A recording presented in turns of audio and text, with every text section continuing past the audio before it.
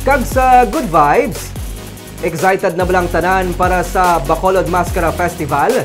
Mas masadya nga mga activities ang gitpatbat sang Bacolod Youth Foundation para sa Super City Bacolod Mascara Festival 2023. Ginpadakuan man ang financial subsidy para sa 20 ka mga barangay nga magapasakop sa tuigan nga kompetisyon.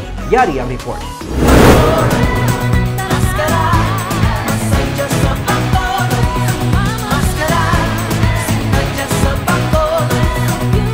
Nagpasampol ang Barangay Granada Mascara Dancers dungan sa ginpabati nga official music sang Mascara Festival 2023. Mascara,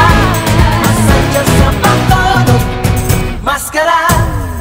Ang sinadya sa Bacolod soundtrack ang paggagamiton para man sa Street Dance Arena Competition kag sa Electric Mascara Festival.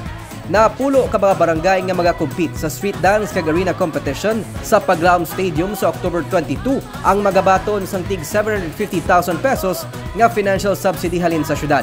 Samtang may tig 3,000 pesos naman sa napulo man ka barangay nga magapaindis-indis sa Mascara Electrica Diva Float Parade and Competition sa the Upper East kag Bacolod City Government Center sa October 21.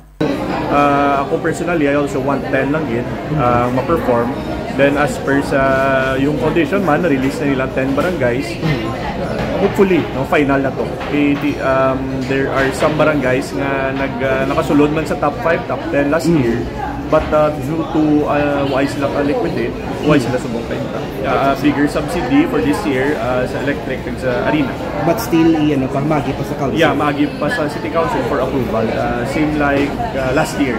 Sa media launching, ginpakita man sa Bacolod Youth Foundation ang official Mascara Festival 2023 logo nga obra sang Bacolodon international artist nga si Mayish Indunila. Nalakip man sa 16-day festival celebration ang 3-day Maskanamit Food Exploration Festival, Mascara Olympics, kag Miss Bacolod Mascara Coronation Night nga pagaupdan sang Philippine Philharmonic Orchestra sa SM City Bacolod sa October 18. We have lesser activities, damo ba pa mga pocket events lang din kakasnahon, but we replaced it with bigger activities. So we are expecting like the PPO. So dako na siya, do national. Ang amo na target is not only national, but we want to get talents international, which we will be having. Magluwas sa BCGC, the Upper East, kag SM City Bacolod, mangin kabahin man sang 6 ka mga festival sites ang Old Airport, Bacolod Public Plaza, kag Lacson Tourism Strip.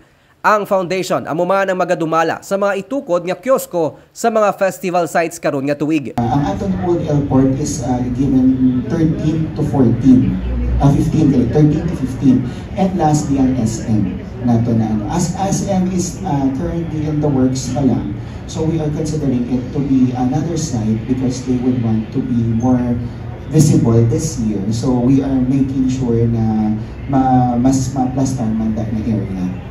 Sa October 6 sa BCGC, pati gayuno ng opening salvo sa Mascara Festival 2023 nga magatakop sa October 22.